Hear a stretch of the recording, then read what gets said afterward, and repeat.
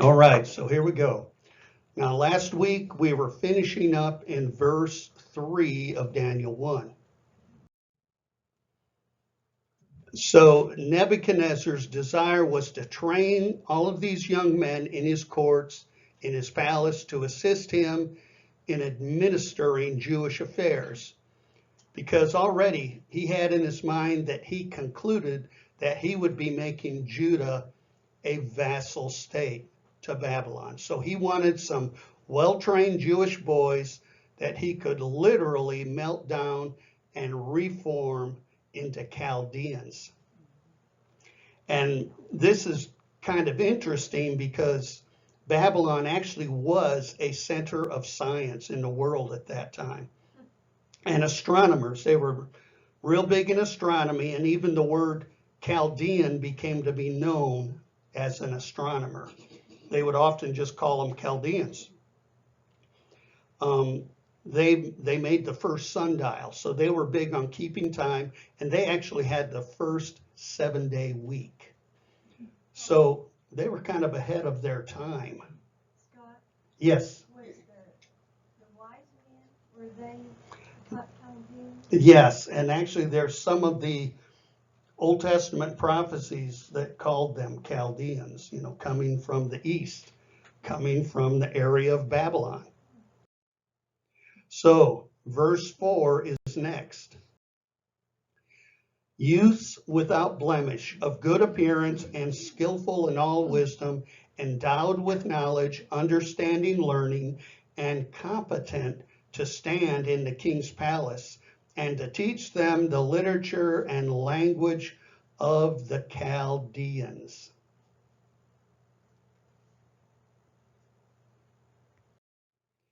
So this verse is a continuation of verse 3. Verse 3 ended by saying to bring some of the people of Israel, both of the royal family and of the nobility. Then it just went right into youths. So Nebuchadnezzar was going after the young, the youth. So in Hebrew, the word is yeled, could mean child, son, boy, youth. The context is what determines which one. And in this context, it is youth.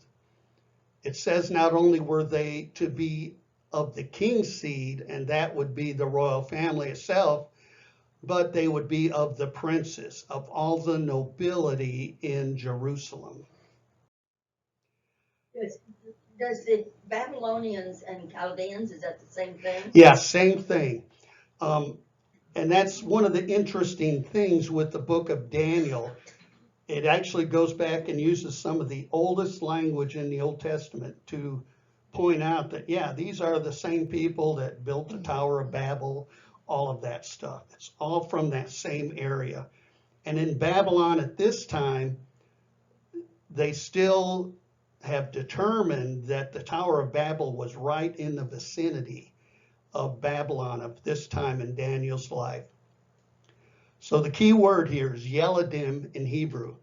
Most commentators agree that they could be no older than 17 years old and no younger than 13 or 14. So Daniel at this time was just a teenager. Easy to pick because they dressed funny. No, it's just... That's what he would look like nowadays if he was a teenager nowadays in Jerusalem. So these are young men, somewhere between 13 and 17. Likely that Daniel maybe was either 14 or 15 years old.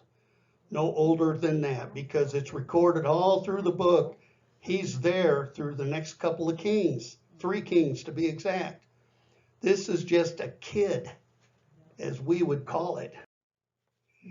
And Nebuchadnezzar's enlightened policy was to employ the best minds in his kingdom and in his government, regardless of their nationality or ethnic origin. Now that kind of disproves some of the modern folks talking about how just looking down on other groups is endemic of all of history. Nebuchadnezzar didn't care. He brought in all nationalities. He did not care. So it talks about they were looking for the well-educated. Well, that doesn't actually mean a whole lot sometimes. He was wanting to train them. He was wanting them to be well trained. So in ancient Babylon, scribal education was given to only boys that belonged to the upper crust, the rich families. This is the NEA. Yeah, this is the NEA of Babylon. And one of the key aspects they trained them in was cuneiform, the main subject taught. And this was going on even before, this was going on during the Persian Empire. Cuneiform was the scribal abilities that they used. The boys would also then learn history, geography of Mesopotamia, as well as mathematics. And the bottom line, they recorded everything. The Babylonians had hard drives before, this was their hard drive. They recorded everything. So Pretty hard to hack a rock. that's right. So for a child to become a scribe, it was common custom to send him to school at a young age, probably around 9 years of age. While in school, he would follow the strict disciplinarian life. The school was called the Tablet House and had a man teacher along with a group of other teachers who specialized in all these aspects of the writing. And that was very big in Babylonian life.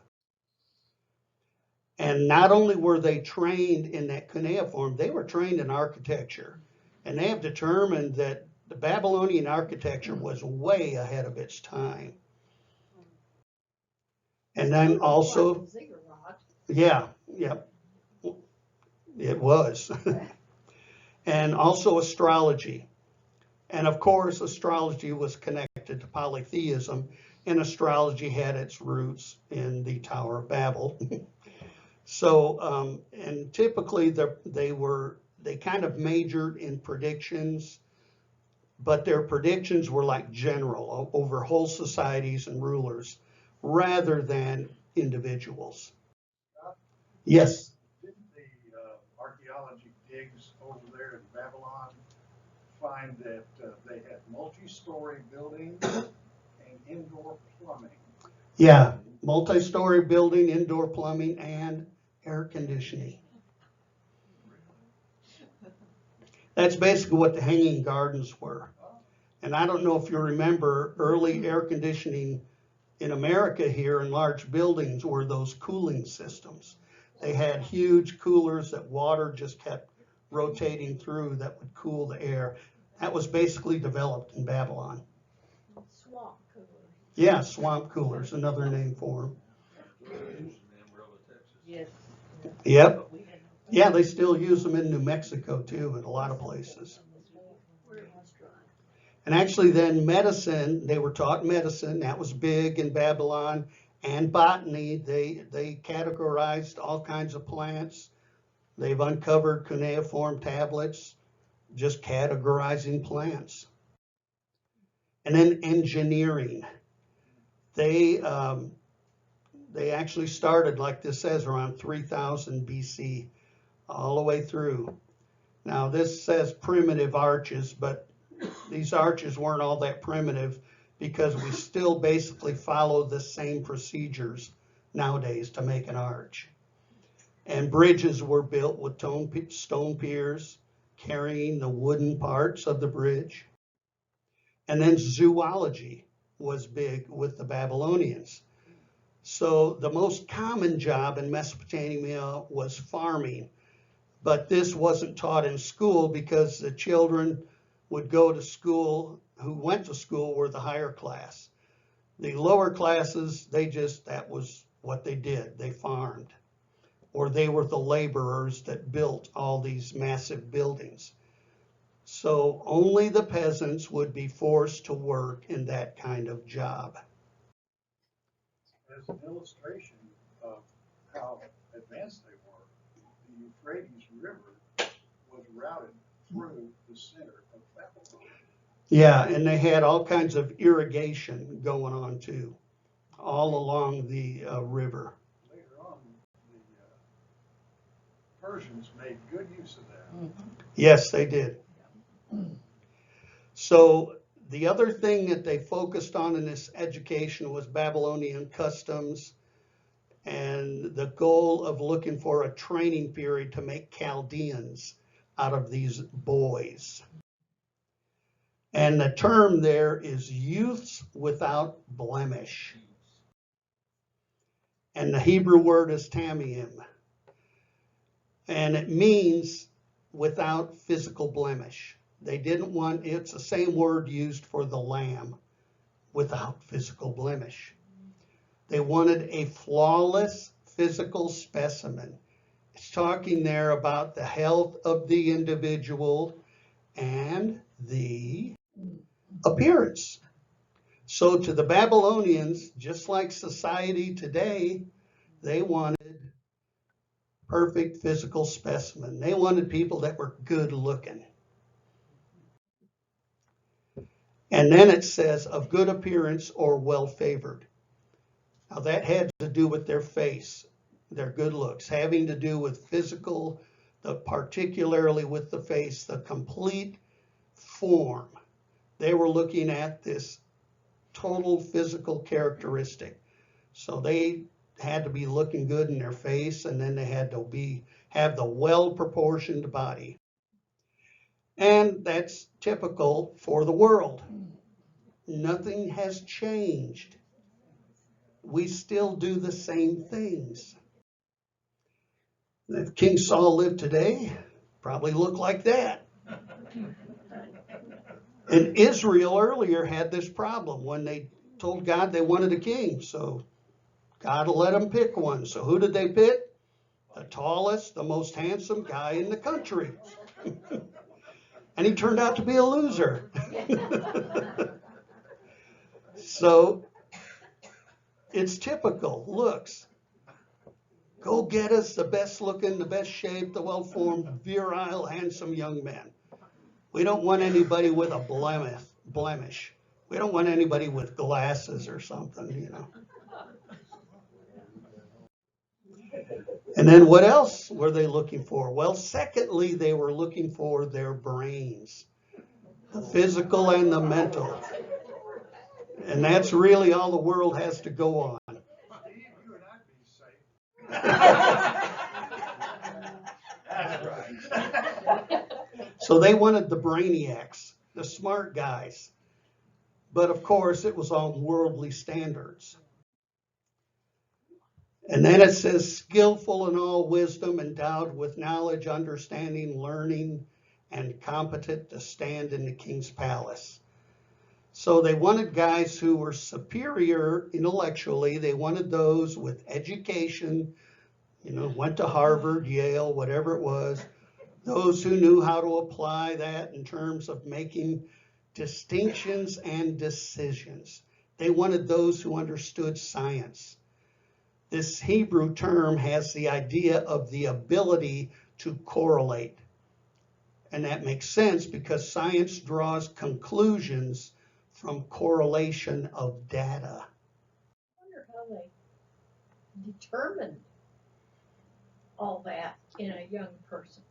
Well, I think some of it was self-evident because only the rich, the king's peak kids, the rich kids, they were the ones that went to school. So they probably right off the bat thought, okay, we're going to go get the rich kids, you know.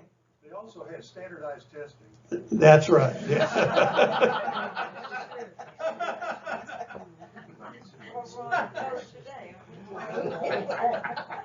But just a reminder for all of us from the New Testament, from 1 Corinthians, for the wisdom of the world is foolishness before God.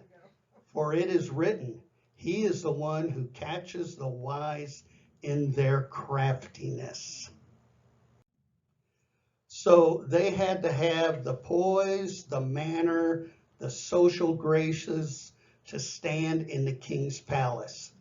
and not to come off like a klutz, basically. And that was that phrase, to stand in the king's palace. So, of course, they went after royal descent. They figured they were used to doing that stuff. They would be accustomed to all that. It's basically how to do politics in ancient Babylon. When the world looks for people to fit its bill, it looks for physical, it looks for mental, it looks for their social definition. That's it. Because that's all they can understand. They didn't know anything about character. They didn't know anything about spiritual quality. They didn't know anything about virtue. That's right. And so the principles of Babylon are basically like the principles of America. That's right. They said, get us the smartest, the best looking, the most suave young guys you can find. Press secretary. Yep. And they're going to melt them down and remake them into Chaldeans. So that was the whole plan. And basically, we would call that brainwashing. Clear and simple. They were going to pull a fast one on them, so to say. So what's the purpose, you might ask? Well, to teach them the literature and the language of the Chaldeans. So there's nothing new here. This is what Adolf Hitler did with his Hitler Youth.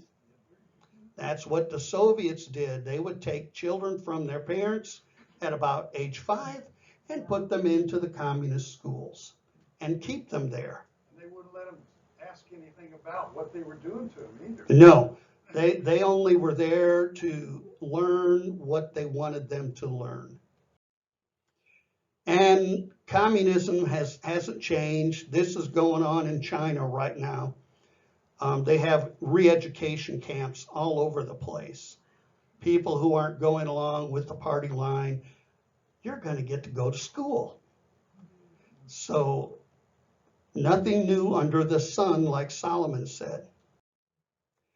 Now, some people might say, well, it couldn't happen here. It is. Well, in a sense, it isn't, because we pay for it here. We pay for our kids to go to universities, to indoctrinate them. So it's not unlike what's going on in universities, colleges, and schools to our young people right now. Take away their faith, take away their heritage, reform them with the godless, atheistic, humanistic, socialistic information that so fills their books and their minds. And it's all coming from their teachers. Their teachers have already been indoctrinated. So even in seminaries, this is going on. Same type of thing. So come to university, learn to be totally intolerant of any opinion but your own. Learn to hate learning. Become unemployable. And that's basically what's going on. But there's something here that a lot of times we miss. There are some people that you just can't corrupt. Just like Moses, back in Acts 7, Luke stated of Moses, Moses was educated in all the learning of the Egyptians, and he was a man of power in words and deeds. And we know how Moses turned out.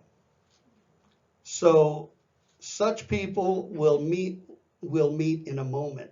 The Chaldeans were going to destroy everything that Daniel and his friends knew of God and of the heritage that God had placed among their people.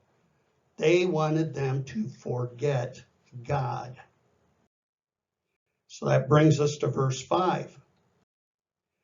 The king assigned them a daily portion of the food that the king ate and of the wine that he drank. They were to be educated for 3 years, and at the end of that time, they were to stand before the king. So we could call this They were just brought straight into upper crust society of Babylon. Now, in that verse, it starts out portion, delicacies, the Hebrew word pathbag.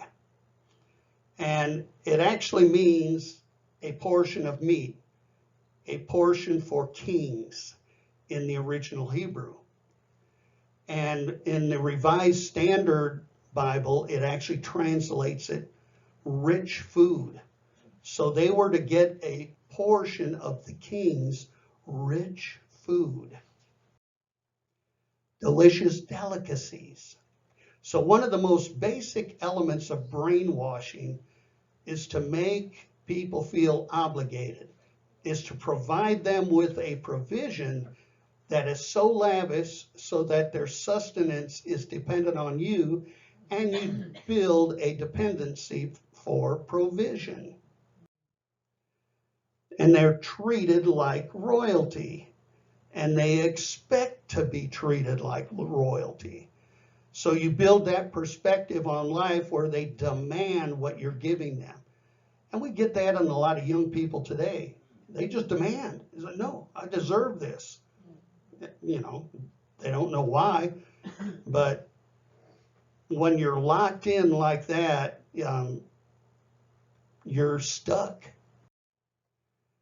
Just like the old 1920s song, how you going to keep them down on the farm after they've seen Paris? So this has to do with appetite. Feed them the Chaldean food and just see if they'll ever eat the crummy vegetables and water they're used to. Seduce them by the appetites and make them feel obligated because of the provision. And it's their standard of living up to where you want it to be, so they never want to go back. Same type of stuff was done by the Soviets. And they basically followed this art of brainwashing that Nebuchadnezzar used.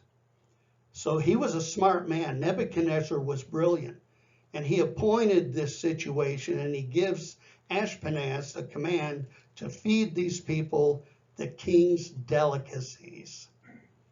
So it's an art of manipulation. They were to give him the wine, the king's drinks. Now they drank wine of all kinds, but the king's wine would have been the very best. And this was for 3 years. And they wanted it to be a happy 3 years. It says so that at the end of the 3 years, they would stand before the king. They'd come in and say, the hope was they would come and say, "Oh, king, you are a good guy. Wow. All this great stuff you're giving us." So that term, stand before the king, has references to serving the king. So this is all about service. He's trying to get them to the point to where they will serve him no matter what. And the Hebrew word is amad. We find that over and over again in the Old Testament. It actually says it of the angels who stand before the throne of God. They amad, waiting to serve God in all aspects. And it can also mean stand, but that has that same idea, service. So they were given a taste of the good life. And we see that today. And, sometimes we just go somewhere and we just get spoiled for a few days. Or maybe we go to a restaurant and somebody spends $500 on you. And you just kind of go, wow, I could get used to that.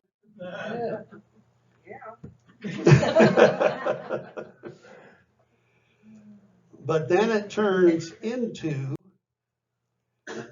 this is the way I deserve to be treated. And that's the whole idea of brainwashing. That's the trap. If there were 50 to 75 other young men that Nebuchadnezzar brought to Babylon, it must have worked with them probably. We don't hear any more about the other young men. that went to Babylon. All we hear about are these 4 guys. So that's not a very good track record. 71 out of the 75 were utterly brainwashed. We could call it the final 4. And we meet them in verse 6. So verse 6. Among these were Daniel, Hananiah, Mishael, and Azariah of the tribe of Judah. So the term among these, that means there were many more. So that does make sense that there were many more. But only 4 were the ones pointed out. There aren't very many people in the world who resist the world's efforts to brainwash them. There aren't very many people who won't buy the world's bag, who won't dance to the world's jig. But Daniel and his friends marched to the beat of a different drummer, and it happened to be God. Yeah, it's just like bringing a trap set to a tribal dance.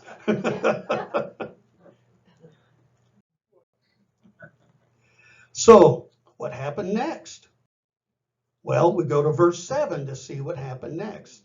And one thing you've got to remember, verse 6 gives you their identity, their Jewish names, and they were indeed of the tribe of Judah. Nebuchadnezzar wants to wipe that out. So verse 7, and the chief of the eunuchs gave them names. Daniel he called Belteshazzar. Hananiah he called Shadrach. Mishael he called Meshach.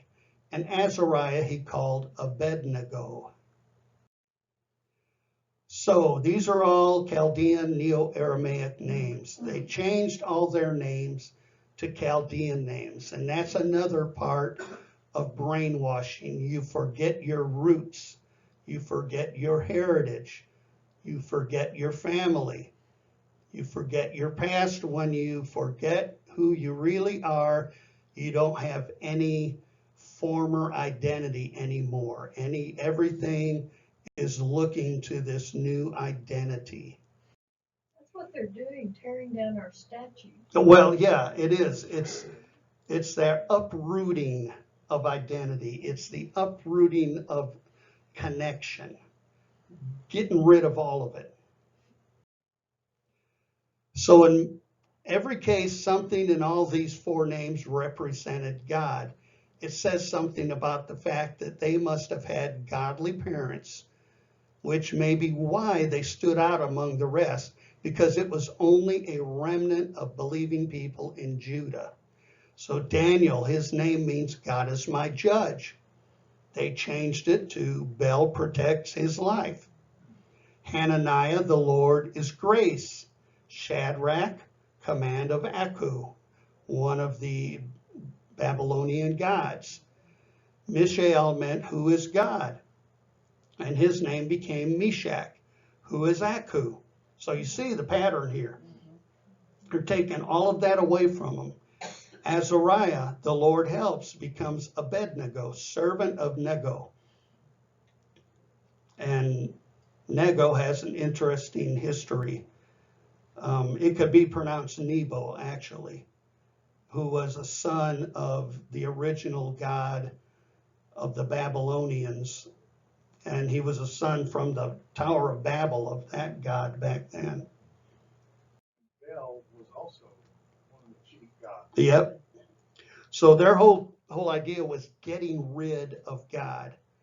They stole away God from their names. They substituted pagan deities.